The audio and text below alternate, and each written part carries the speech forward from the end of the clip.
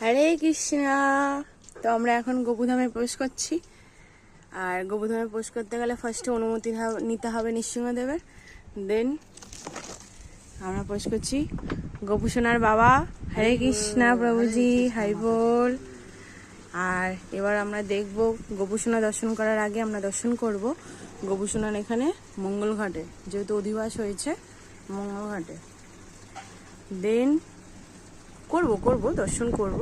তার আগে আরেকটু গোপুসোনার সাজসজ্জাগুলো দেখেন কেমন কেমন সেজেছে গোপুসোনা।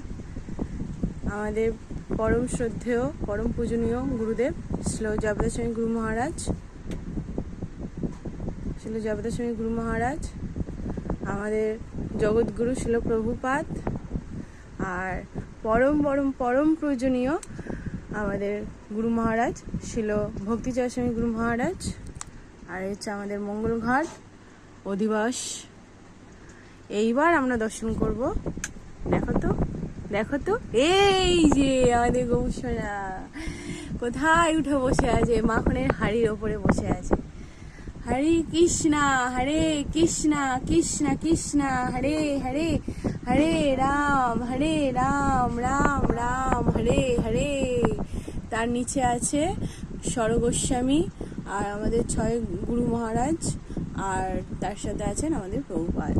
আর পিছনে আছে রাধা মাধব, তার উপরে আছে নৃসিংহদেব বাইরে যেহেতু দর্শন দিচ্ছে, তার ভেতরে দর্শন দেবে না। আর এই হলো গোপুসোনার পুরো লুকিং ভিউ।